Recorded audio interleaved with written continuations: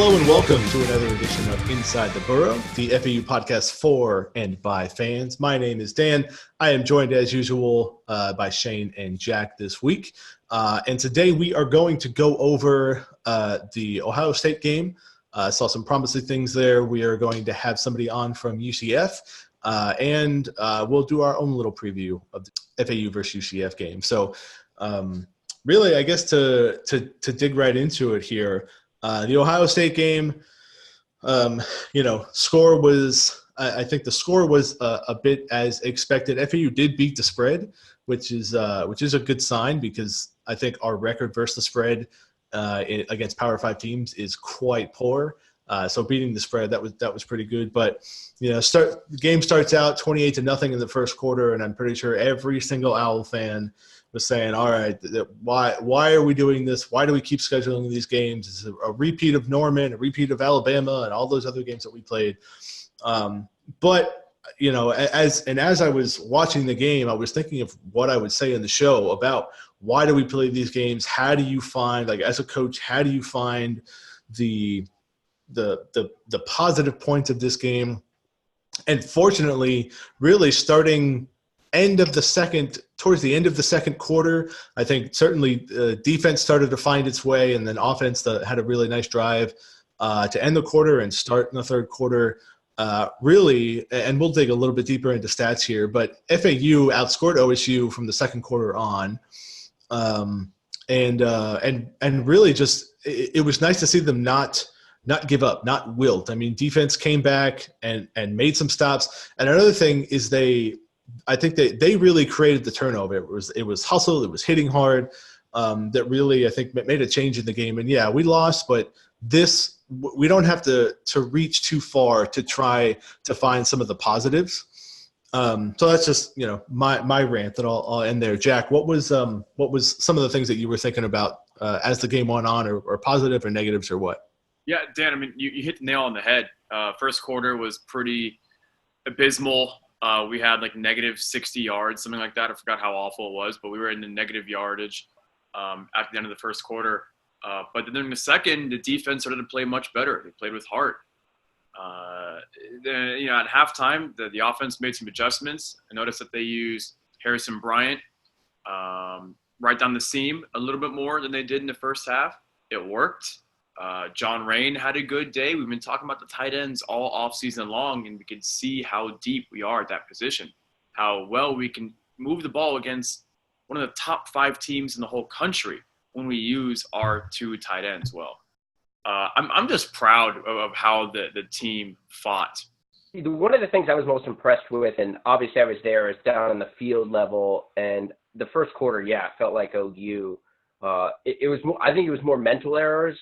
2 of those first 4 touchdowns were just broken coverages. One, the tight end cut over the middle. 2 guys ran with one tight end, and the other tight end went wide open. And then the other one to Olave was just another one where a corner and the safety are both looking at each other saying, I thought you were supposed to run with him. And then they seemed to clean that up quickly. I was a little concerned because that's what we saw against OU last year. And then after that, there was none of this, I don't think in a weird way if he wasn't embarrassed on any plays where Kyler Murray was running around making 8 people miss, guys diving around. It's like you're playing your little brother in Madden almost. After the Justin Fields 51-yard run, Ohio State, if you take out that one run, the 51-yard run, Ohio State had 47 carries for just under 200 yards. And I did the math on it. We held them to just over 3.9 yards a carry, just a hair under 4 yards per carry after that long TD run. You held J.K. Dobbins to under 100 yards. We can do that this week. UCF has a lot of good running backs. They like to tout how deep their running backs are and throw around how many, big numbers they put against FAMU.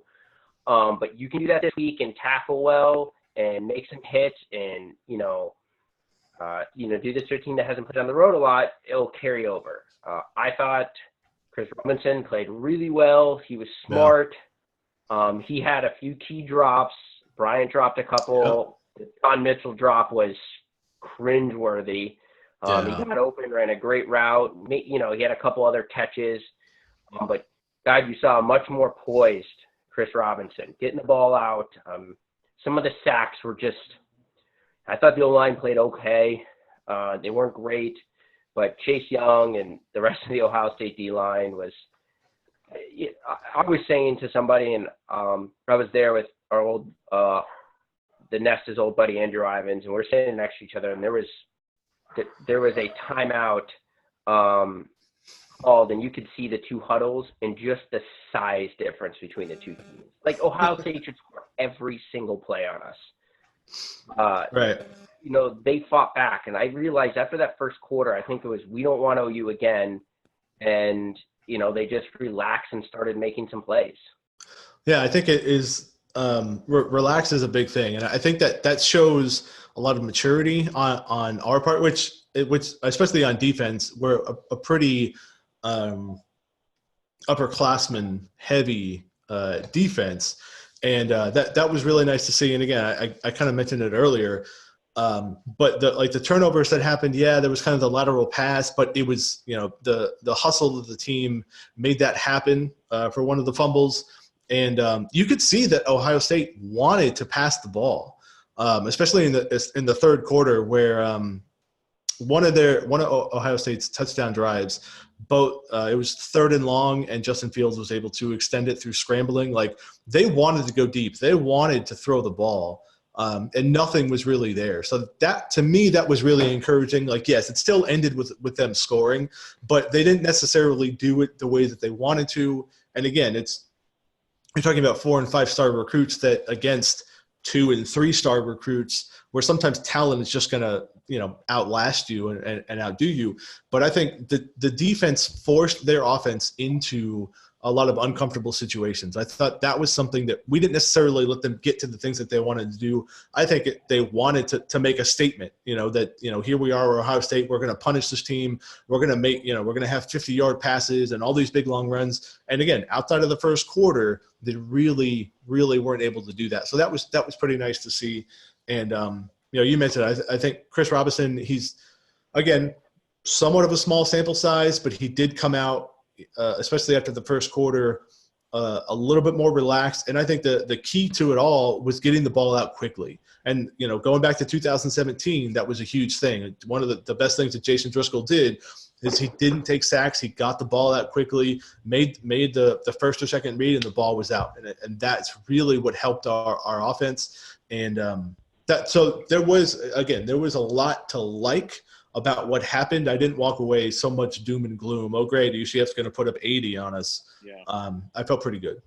And they play like that. If they play like they did the last 3 quarters against UCF, they can beat UCF. Yeah. It'd be a fun game. With the home game, without, you know, the 100,000 people, you know, against us. And moreover, we beat Ohio State 3 out of the 4 quarters, if you think of it as that way. So technically the score is 3-1. We beat Ohio State. We still owned them. Right, yeah. What are you going to say, Shane? Obviously, the big negative was, and we'll talk about this as kind of my concern going to UCF, is BJ Emmons broke his foot on his first true carry, which awful for the kid. And I liked his power and his size, and could have been, you know, kind of that power back for us moving forward. But a guy we've talked about all this, every podcast so far, who we like and who I wrote about, you know, during signing day, is Larry McMahon. Yep. And he started to get some carries, had a fumble, had a couple catches too. Mm-hmm. No, we could not run the ball versus Ohio State. I think the first half was kind of even worse, and then they found some running lanes a little later on, which was nice. They're going to have to run the ball over 5 yards for a carry this week to have a chance. So it's truly James Charles and Larry McMahon season. A couple of backs with inexperience, but they're not going to see a single player on UCF defense like they saw this week. I mean, Chase Young you see him in pictures, and then I saw him in person. I'm like, okay, that's they grew him in a lab, and then they put him on a football field. I mean, even if you look at the sacks that he had, they were intentionally lining him up over Marquise Robinson, knowing this was his first start, redshirt freshman, and the sacks weren't even like the O-line missing a stunt or something like that. It was just him simply smoking through. Right. I think they'll clean it up, though, because, I mean, they did quickly in that game. I also want to point out the big positive, and he didn't play the last quarter, but he's fine, is another player we harped on saying he's going to be a stud, and that's T.S. Leroy. I mean, he put some hits on Justin Fields, had a sack, was in on every play. I remember when we were down 28-0, I said, hey, around the people sitting around me, I said, well, if you just want to look for something positive to watch, just watch 36 play. Yeah. I mean, if you're just trying to take some out of this game, just watch 36 play on defense, and he's just kid's a stud. Yeah, might be one of the best linebackers ever to come through this school. And the bigger Azeez, who, congratulations to Azeez Al-Shaair, just snuck into the San Francisco 49ers 53-man roster. He's a bigger Azeez. He has a heart like a lion. He's going to try and, create havoc, blow through the offensive line and hurt somebody. And National Signing Day a couple of years ago, out of high school, the dude was already like this. He was already built to play at the D1 level. He just had to wait behind Azeez. So LSU kicked around with him on National Signing Day as maybe someone to add to the bottom of their class. He's kind of that borderline SEC level, and you see is huge. I thought both linebackers played well. The D-line was okay. The secondary, like I said, had their breakdowns. But, again, Harrison Bryant showed what he could do. I mean, he had the 2 drops, but he simply showed that he can play with anybody out there. 6 catches, this is going to be his NFL tape. When he's in the 3rd round, they're going to show that back shoulder pass for 23 yards on a loop from Chris Robinson. I think, and as we kind of talked about it as well, he was lined up all over the field, and he's going to create matchup problems, I think, because and not just UCF but other teams. Who are they going to defend him with? Right? He's bigger. He can. If Robinson throws it up, he's bigger than a corner. He's probably faster than a linebacker. So he's a tough cover. And again, then when all the focus is on him, you've got John Rain available to catch passes as well. So I think Pico had a great game. I mean, Pico played well. That's true. 4 catches for almost 70 yards. So it's good to see him. If Mitchell has that drop, I would have said that the receivers played okay. That would have. Yeah. That was nice to see that the receivers were, we were searching, all fall camp for receivers and see who was going to step up. And that was good to see. I think one thing to not necessarily be concerned with, I think that may have to mature a little bit is the jet sweep game, where Willie Wright kind of exceeds Ohio State. I think they're too fast. That type of defense. They've got athletes all over the field, and so that you could see pretty quickly that those type of plays with Willie Wright coming across the field really weren't useful just because Ohio State was too fast. But I'm curious to see how we could get Willie Wright, because he's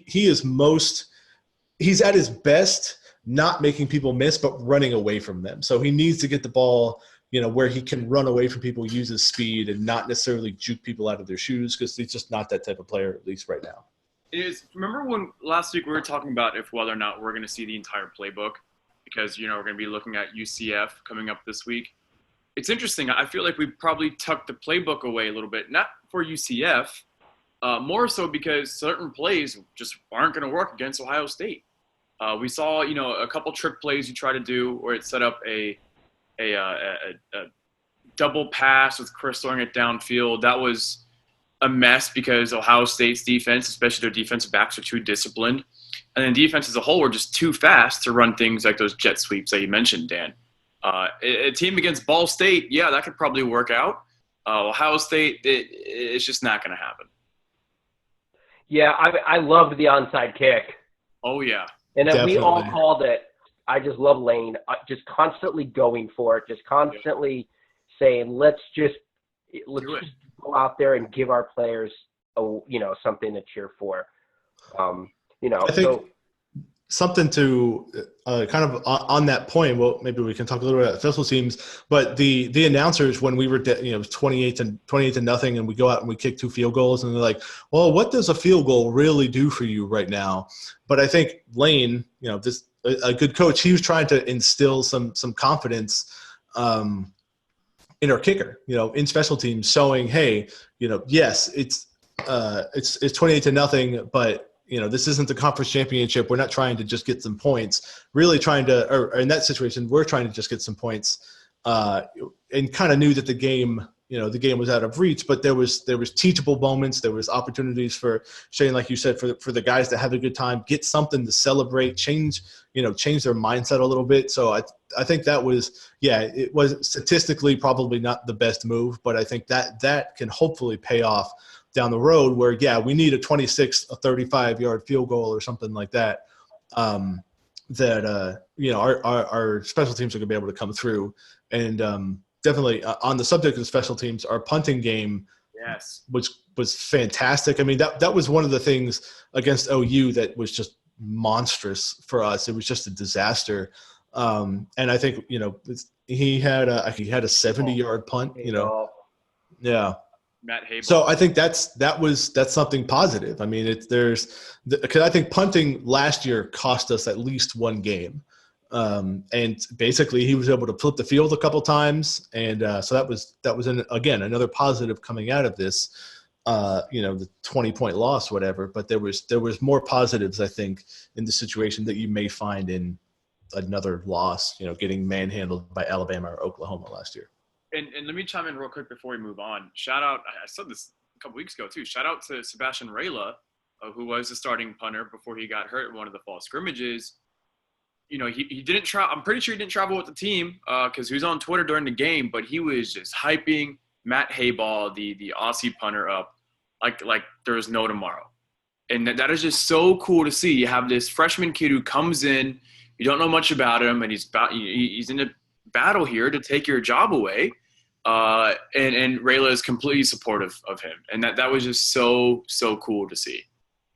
Last year we had somebody from UCF get on the show, and same guy, Andrew from Knightline Sports Network, and he was kind enough to come on the show. So welcome to the show, Andrew.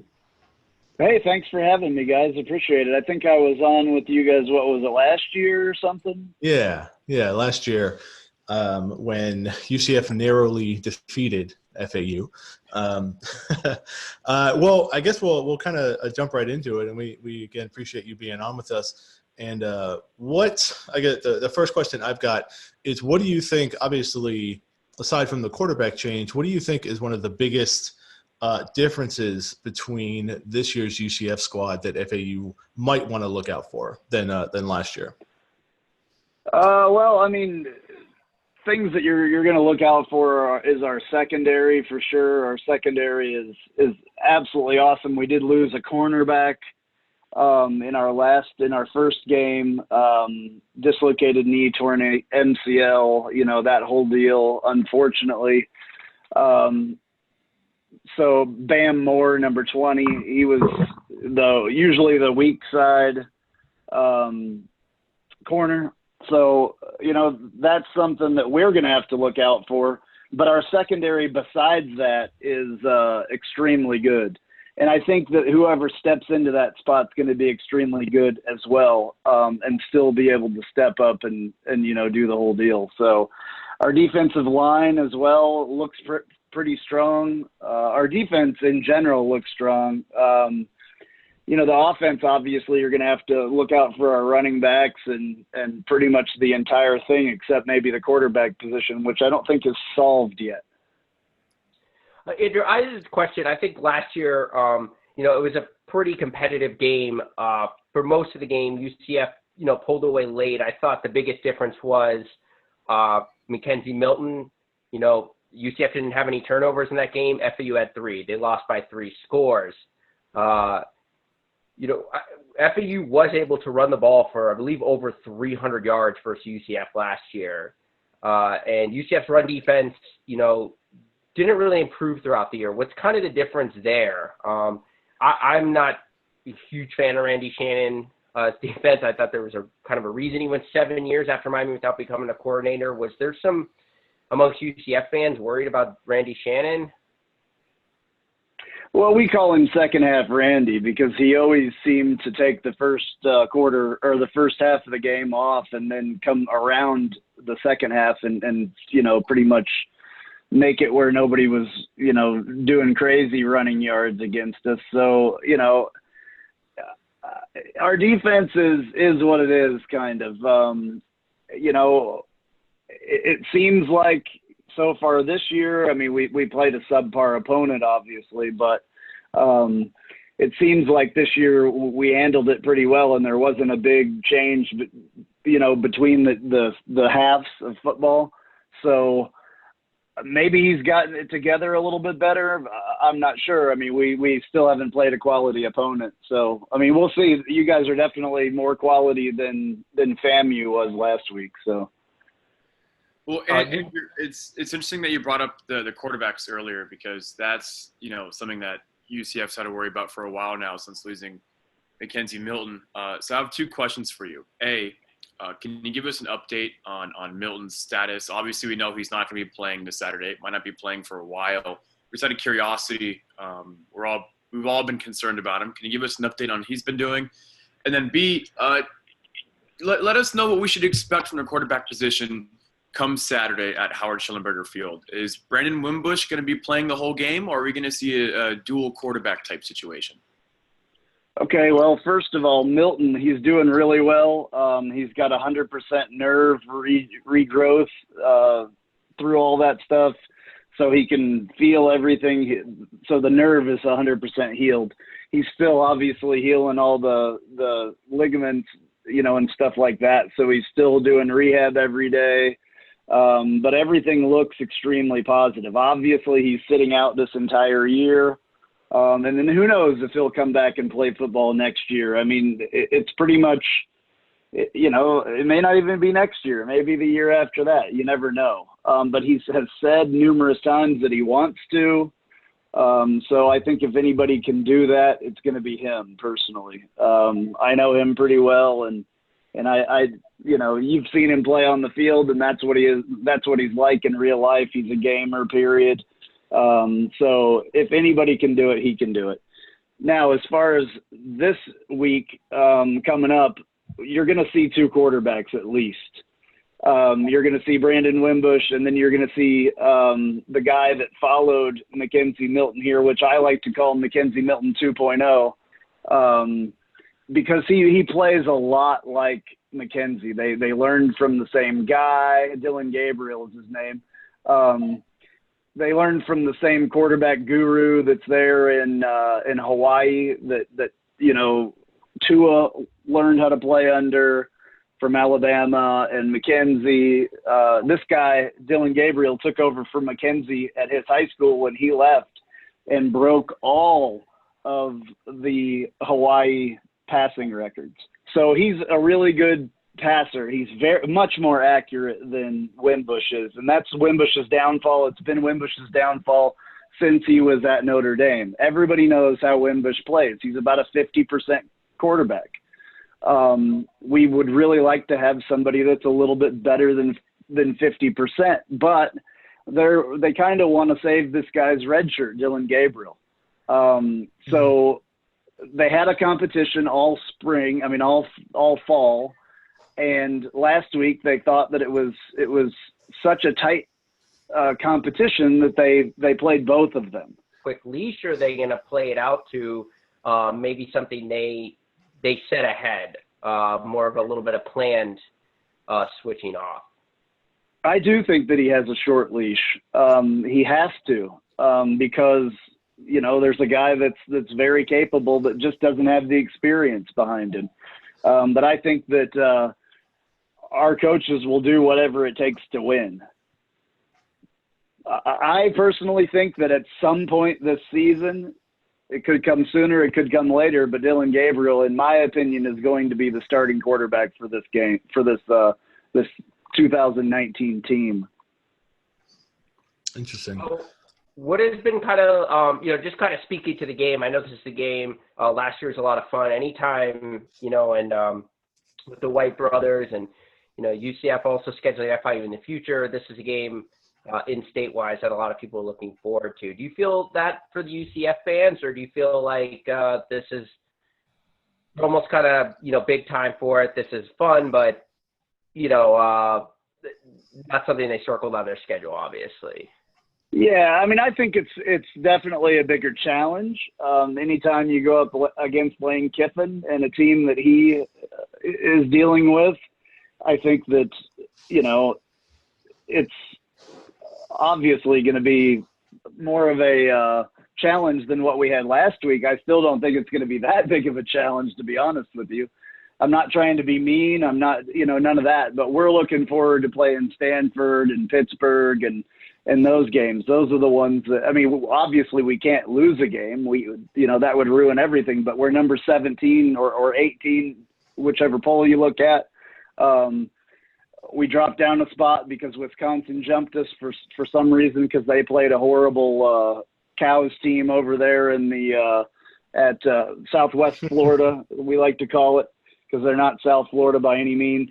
But, we're number 17 or number 18. We have to put on a show, and we have to make it seem like, playing an unranked opponent is easy work, and that's what it needs to be. I'm not saying it's going to be, but that's what it needs to appear to be. Yeah, what do you expect? I've heard, and I don't think it's true just based on straight numbers of it now, how FAU sold tickets. What do you think the UCF contingency will be like? Also just factoring, with the weather conditions this week and, the big home games next week.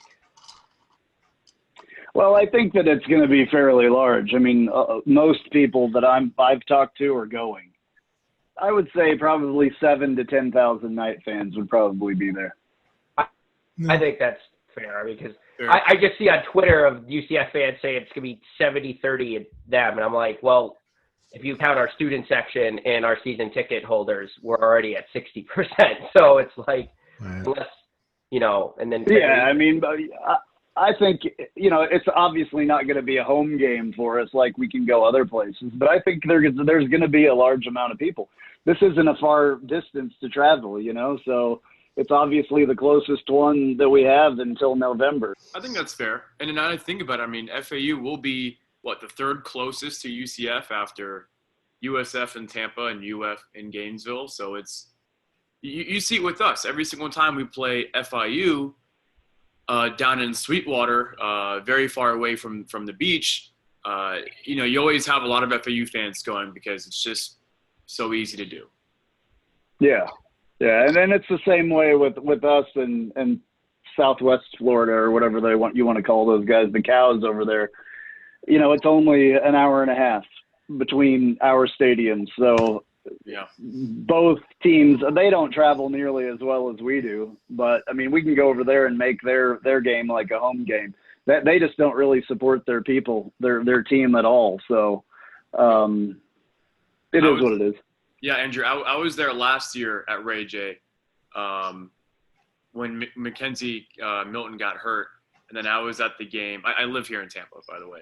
I was at Friday against Wisconsin. It was just the fans, at least this game on last Friday against Wisconsin, they didn't really have a reason to get into it because it was a slaughter. Yeah. I've seen UCF and their fans travel, and it's impressive. So we admire that down in Boca, and it's something that we've talked about all the time, Dan and Shane, about trying to emulate that same type of culture that you all have built in Orlando. Well, yeah, I mean, Andrew, you're making the trip down yourself, right? Yeah, I've never been down there. I'm looking forward to it. Never been to the stadium, never been to the campus, so I'm really looking forward to it. Awesome. Real quick, what's your score prediction? I'm going to say 58-7. Wow. Okay, you right? After seeing our defense in the second half there, that's good. Yeah, I 70 amount of completions Wimbush has. Is that 7 of 50? It's not just Wimbush. You have to remember. 7 of 57. I didn't ask you what Wimbush would be throwing. Well, look at the total yards from last week's game. It was almost 700 yards of offense. And, People don't have 5 yards per carry rushing, outside of, the first quarter, I think it was under 3.5. So we'll see. I just think our defense is much improved from last year, and our quarterback's a lot better. But our skill position talent isn't as good as last year. So. We had 4 running backs carry for over 6 yards a carry. So we are absolutely loaded and very, very deep. And that's something that a lot of other people don't have as far as offense. They don't have the depth that we do. So that's why I'm saying that. Extremely deep to keep guys really, really fresh. And playing 2 or 3 quarterbacks, it's going to keep those guys fresh as well. So, almost 400 yards of passing last game. So we'll see. 6 touchdowns through the air, 2 on the ground. All right. So we'll see. Oh, before we let you go, where can Owl fans or whoever may be listening to this catch up with you guys in UCF country? You can go to knightlinesports.com. That's the center of everything for our shows. We have multiple shows now. That's why it's the Knightline Sports Network. We have an AAC show, the AAC Report with Jeff Allen, that talks about all the teams in the AAC, and then we have another UCF show called The Sons of UCF that's really good, and then there's us, Knightline, which we just did our 200th episode just this week. Thank you very much. Appreciate it. And you can also find us after the game on ESPN Radio 580 in Orlando, or on their website, or on it's TuneIn Radio as well after the games for our post-game show. And we'll be doing that from the RV lot down there. I thought for a second, Andrew, you're going to say you can see us after the game at this bar here. So I'm like, oh, all right. All right. Have a safe trip down. All right. We appreciate you for being on. Absolutely. Thank you so much. Appreciate it. All right. We'll see you. I hope you guys enjoyed that interview and got a lot out of it. Kind of towards the end, I think we all had a good laugh and got more out of it with a score prediction of I don't know if I've ever felt disrespected on this podcast, but I think maybe that was the first time. I don't know. Shane, what were your thoughts about the mighty UCF? Well, I think they're also going based on how our defense was last year. You know, I look at football as a very simple game. UCF's a great team in the right. Their secondary is great, and their skill positions are great. And we can't have breakdowns in this couple breakdowns in the secondary like we did at Ohio State, or else UCF will score quickly. Our quarterback's way better, and our defense is more improved. And we are at home. And they weren't blowing us away last year. They beat us because I've said on this podcast before, we turned the ball over. They didn't. We don't have Motor and Kareth White this year to run the ball, but again, you know, I'll take our quarterback improving. You know, like we talked about earlier, losing B.J. Emmons hurts. I know they have a bunch of running backs, but like I said, is any of their running backs better than J.K. Dobbins? We just went up against him. Their O-line is great. They're the best in, the American, but is it better than Ohio State's? No. So, I mean, could they beat us bad? Yes, they're a top 25 team. But just this idea that they're going to just come in and blow us off, especially with a quarterback that's highly inaccurate. I know he said both will play, but okay, Wimbush plays, he's inaccurate, or you go to a true freshman in his first game on the road, seeing into, an FBS opponent. You can talk FAMU numbers all you want, but I watched some of that game, and I even think FAMU quit the second half. They didn't want to be there.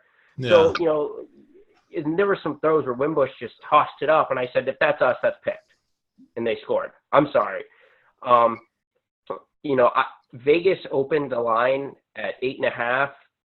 Watching college football, Vegas tends to be right. Yeah, the talk of us getting blown out by UCF and then us getting outnumbered by UCF fans is all just laughable. We expanded the student section from, 5,000 to 10,000. It's doubled now. It's going to be right behind the UCF bench. On the visiting sideline, the sideline closest to the ocean, which is only 1.8 miles away from campus. It's, you have that, you add on the 5,000 season ticket holders, the casual fans. We're not going to be outnumbered. I'm thinking maybe 60-40, 70-30 in our favor, but because UCF does travel well, like we talked about. But I don't think we're going to get blown out, and I don't think we're going to be outnumbered at home. Just put that to rest, and I can't wait to get down there to Boca to see it firsthand. I think, I mean, if I guess the South Florida thing is when there's a big event, the local team will come out and support, even if it is for the first quarter. So I think that at the start, maybe 5 to 7 minutes after kickoff, the stands will be full, and I don't think it'll be majority UCF. But again, there's probably a lot of family ties. Like I said this last week, the week before, UCF is FAU's biggest, as far as enrollment for the school, FAU's biggest competitor. So there's a lot of friendly rivalries that are going on, a lot of family rivalries that are going on. So again, and we've talked about this a lot. It's good for everybody, and I think it'll be a good night. And but yeah, I think kind of getting back to the game a little bit. FAU's offense, I think, was finally. I felt confident. And I should probably stop saying that because I'm going to jinx everything and just ruin my day for the rest of the year. But I felt more confident. Again, it felt a little bit more like 2017 when the ball was coming out quickly. Robinson wasn't trying to do too much, wasn't trying to throw a lot of deep balls, and that could essentially taking what the defense would give him. Harrison Bryant looked like a potential NFL tight end should look. He dominated some areas. Yeah, he had some drops, and we talked about that earlier. But there was things to be confident about, and I'm hoping that team, that played the last 3 quarters, the second half of Ohio State. I hope that confidence is maintained. I mean, certainly. We're not going to be favored in the game, but again, this is the type of game that is built for an upset. You've got a lower ranked team, not a top 10, not a top 5 team that's coming in-state rivalry. There's probably a lot of players on the field that have been playing potentially against people that they've been playing with since Optimist. Since they were little kids. This is the type of game. FAU's got a home game. And even Andrew said it. They're kind of as fans, they are looking past us. They are looking at Stanford. They're looking at, I think he said, Pitt. They are looking, as fans, they're looking past us. Hopefully the team does that, because that's certainly a recipe for disaster. You talk about a trap game. If the team is feeling that way, then I feel very confident about FAU's chances. So I think it's going to be a fun game. I think it's going to be a relatively close game. And if our offense is getting back to the way it was in 2017, then it's going to be a pretty high scoring game as well. Well, here's my concern. Our defense will have enough stops to beat UCF. Okay, I think they'll force enough turnovers or stops, or get them on a couple 4th downs, a stop. UCF is going to score their 35 points, right? FAU needs explosive plays, and that's what I'm worried about right now. Can they get 1 or 2 explosive plays from Mitchell? Even against Ohio State, they still had to go down the field kind of 7 yards at a time. That won't win you 3 or 4 touchdowns doing that, but we can't do that the whole game. I like our running backs. I like James Charles. I like Larry McMahon. They got to average over 5.5 yards carry to beat UCF. They have to. And someone needs to rip off a couple long runs. I think the person that kind of emerged now that B.J. Evans is hurt as kind of the game breaker, but he needs to improve his other parts of his game, is Malcolm Davidson. He has the speed. Someone's got to be the home run hitter for us this week. We talked about a little bit earlier, Willie Wright. We're going to need, I'd say at least 2, more likely 3 quick hits, touchdowns of 30+ yards or more in this game. If we have to go long every single time, kind of chipping away, bleeding with John Rain and Harrison on slants, we won't score enough for UCF. They're going to run 2 quarterbacks. Wimbush isn't accurate. force turnovers when he's on the field. And when they put in a true freshman quarterback for his first road FBS game, I know Dylan Gabriel is highly recruited, but let's remember Mackenzie Milton was not great his freshman year, and UCF fans booed him off the field in game versus Arkansas State. So I know it's a different team and a different offense they have, but yeah, like you said, they have a Power 5, top 25 ranked opponent at home next week. They go on the road. I mean, this has all the recipe, almost too much, where I feel like the coaches are telling them that for kind of an upset. That's going to be the keys to the game, and I think we all agree on that, is where that big play potential is going to be from, because we're not going to be able to drive 12 play 80 yards every single time we go out there. And that's what we're going to need to match UCF's offense point total. If we can get really right from his freshman year, the year we won the conference, that'd be great. He just wasn't the same, a bit of a sophomore slump last year. It happens, no big deal. We talked about how, Ohio State has the speed to beat a jet sweep. UCF, especially their DBs, have a lot of speed. Not sure if that's going to be right up for Willie, but we're going to need him. I don't want to put too much pressure on Larry McMahon, but maybe he can be that big play threat like Motor Kareth White was. As soon as they got through a hole or broke a tackle, they're gone 50 yards to the house. But we all agree on that. We're going to need some help from the big plays, because the 10, 12-yard drives just isn't going to cut it. Yeah, I'm also kind of issuing a little bit of a challenge to FAU fans. I know it's a little bit of an issue. Don't wait till third down to make noise. Be loud the whole game. The sitting. I'm sorry, the 100 section on the Hyundai deck is zombie land sometimes. I said this last year on the podcast. Like zombie land sometimes. Yeah, we have to make noise. I mean, we hear UCF fans on their Twitter talking about it all the time, about how they're going to take over FAU Stadium. And it's just, they don't mean it in a disrespectful way. Well, maybe some do, but it's disrespectful. Let's just take it like that. All right, it's our home. It's our paradise. Please, for the love of God, I know the students are going to show up. Please, the Hyundai deck, just make some noise for a little bit. Stomp your feet. You can stay sitting down if you want to. I don't care.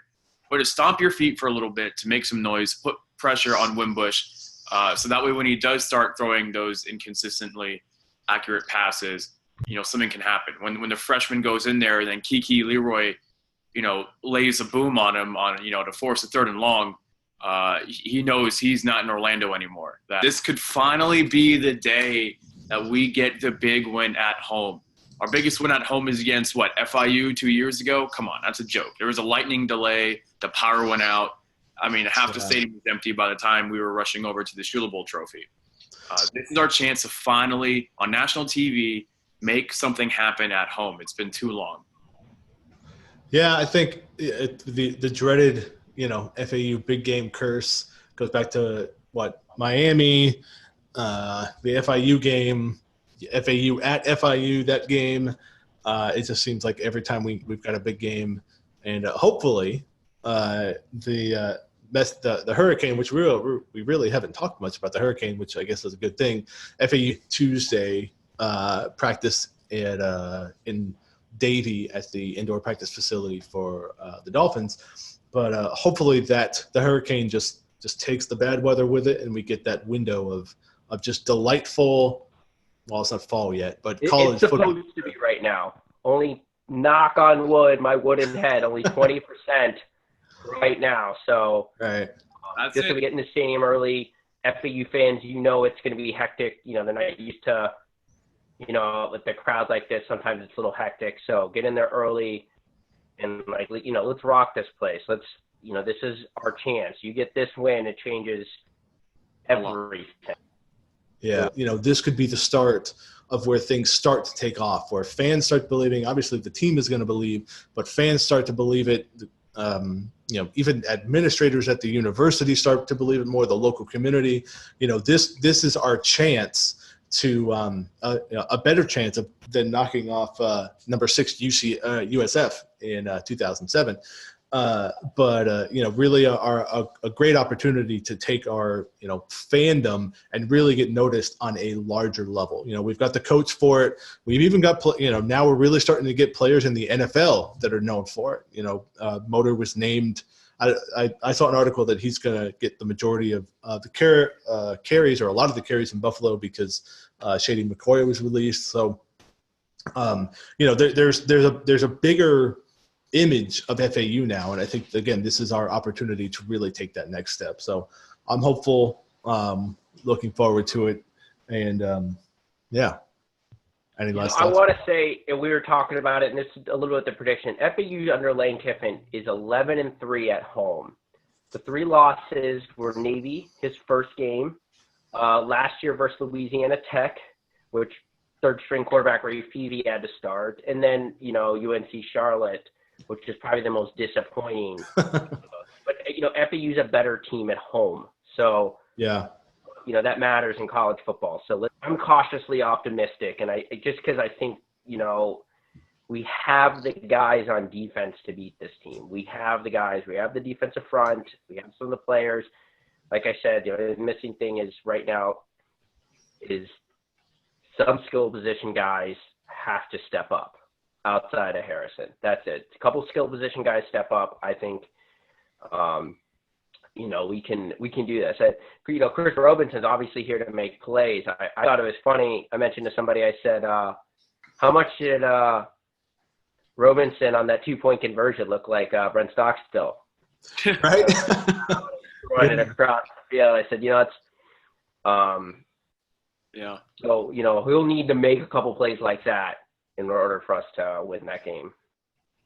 Oh, I'm excited, boys. Oh, I'm excited. I'm coming down on Friday. Hopefully, the damage will be all cleaned up by then. I mean, you guys are hardly getting anything over there from the looks of it, right? We just got a squall. It's going crazy outside right now. Is it really? Yeah. We'll be okay. Oh, yeah, there shouldn't really be any damage, but yeah. So, well, again, we thank Andrew from Knightline for being on with us. Make sure you check us out on all your favorite podcasting or on your favorite podcasting app, iTunes and Spotify and Google and all that stuff like that. And you can check us out, as always, on FAUOwlsNest.com. Join the conversation there on the forum. There's certainly this week there's going to be a heck of a lot to talk about. And, we look forward to going along and going along the game with you. And we will we'll see you next week. And go Owls.